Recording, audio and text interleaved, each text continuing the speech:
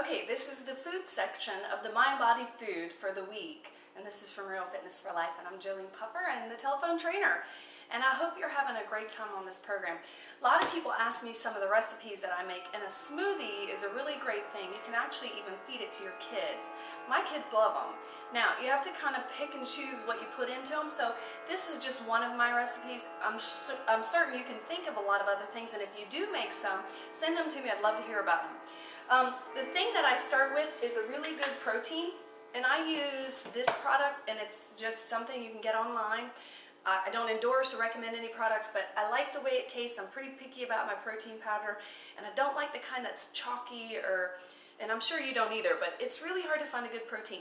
If you've had protein in the past and it just was gnarly and you're just trying to stay away from it because you're not sure what a good brand is, this is a good brand. It runs about $35 to $40 a container, and that usually lasts you for a while. Some of the things you want to look for is the scoop serving size and how many calories in that. These are a little bit lower in carbohydrates. This has 120 calories in a scoop and then 4 grams of carbohydrates. So, if you have more questions about that, please, email me. There's nothing scientific about it in that the supplements that you can get over the counter are really good. Just watch what you're getting inside them. This Beverly product has some really good stuff, and again, I don't represent the product or the company, so you just choose what you want to do.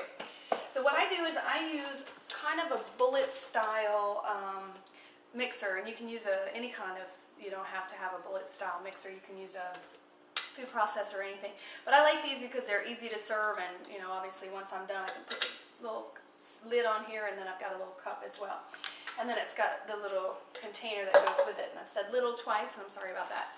What I first do is I fill it up with ice and water. Now, this particular shake, I don't use dairy unless I do some with a splash for my kids, because it does make it creamier. Water is a little trickier base, and I'm going to show you how to know what to look for and know how your shake is done. So let's put some ice in here.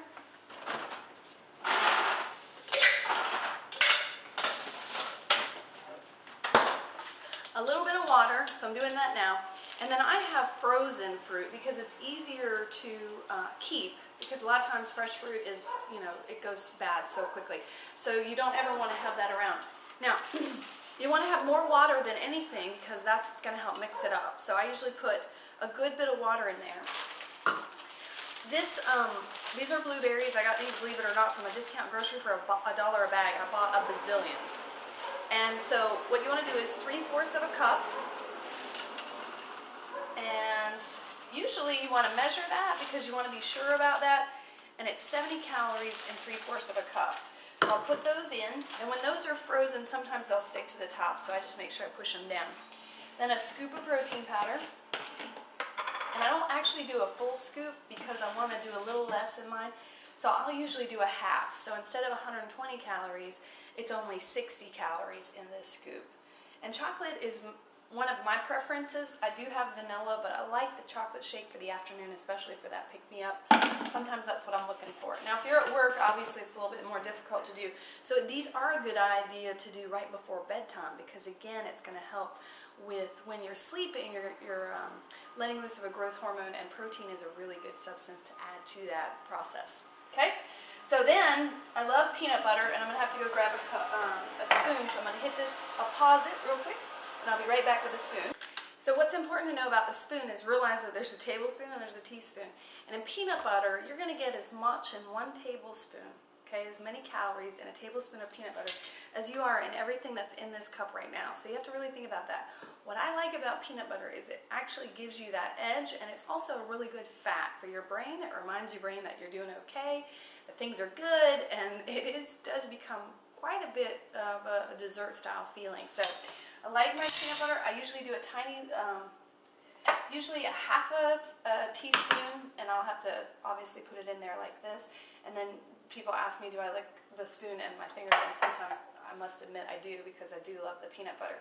And this is a natural base, so it's a little bit more oily, which is fine because when you're putting it in a shake, see, there I go, it doesn't matter.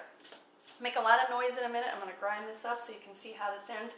And what I want to show you is that how to know if a shake is done or not, what you need to add to it. Because sometimes shake is a science, and getting the right style of consistency and the stuff in it is a trick. So, but if you measure you get the right amount of ingredients, you should be fine. So what I'm always looking for is the spin. The spin in the food processor, in the blender, anywhere you do, the spin is really important. If you notice that if it's a little thicker, until it starts to swirl downward, it's not ready. So just let it spin.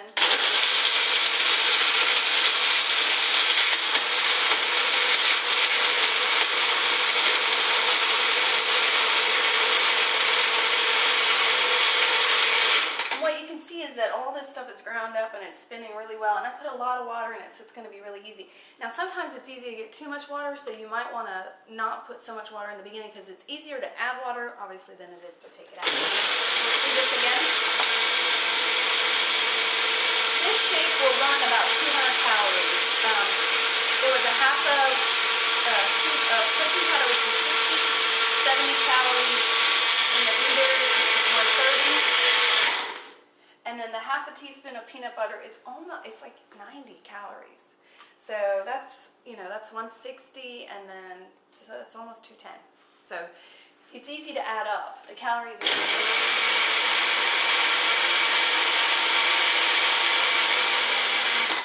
and what I love about this is it really is filling. It's not a meal replacement. It's an additional benefit to eating clean and right, is because this shake tastes really yummy.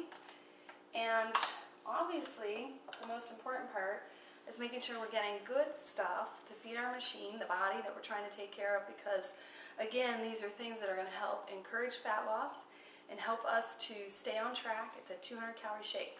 Some of the variations are vanilla powder, which I get that as well.